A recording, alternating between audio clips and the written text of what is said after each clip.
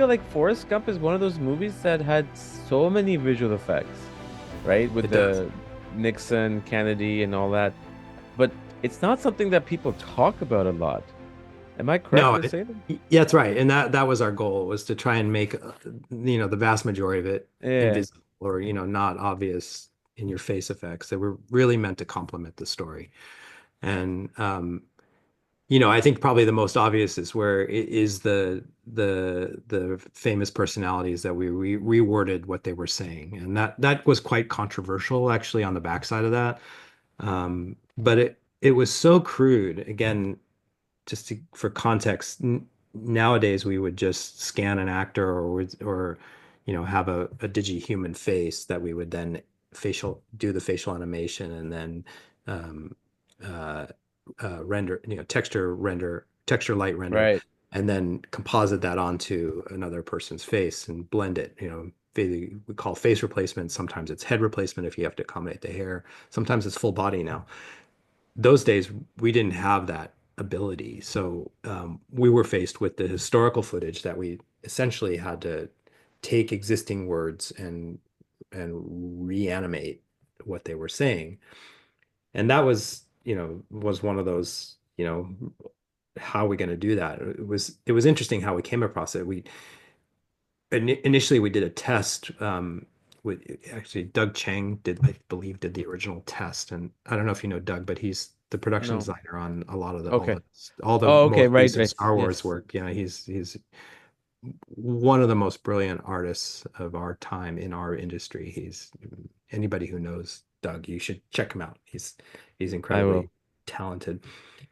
But on Gump, he was our art director, our assigned art director, and we didn't. So we took a some historical footage. I forget who it was. It might have been JFK, but You know where he says he said he forgot to pee. I believe I That's gotta what go you. pee, right? And Yeah, he was yeah, yeah. saying he was saying something else. So if you look at me, like, whatever I'm saying, my lips are moving a certain way, but then you need to change that in order to say, I believe I have to go pee. And so you're hitting like certain phonemes and so forth. Um, so what we did is Doug took the image and first flattened out the dialogues using morph. So we Mm, essentially warped it into neutral poses. So it's effectively all you got was that type of motion. No lip articulation at all. It was just jaw motion. And that sort of set us up to, okay, now we can sculpt the lips into those specific phonemes. So if you needed to emphasize P, he could animate those lip positions.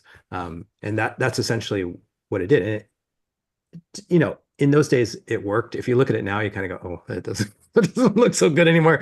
But and it was passable in those days. I mean, people bought it. They didn't question it. It but it was just an example of, like, okay, how do we how do we approach this issue? Um, and then, of course, compositing into, that historical footage also served as a challenge. That JFK footage specifically was really grainy. I think it was 16 mil, I think, but it looked like 8 mm. millimeter. It was really, really, poor quality. Um, and so, the first there was a discussion of, like, can we do anything about that? And then we decided just to embrace the grain and the quality of, the low quality of the imagery, and stick Tom into those shots. So effectively what we did is we would shoot, the action around JFK.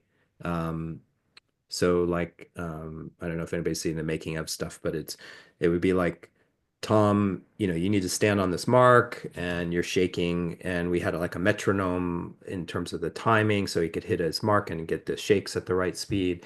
And then essentially we would then extract him off the blue screen, composite him into the historical footage.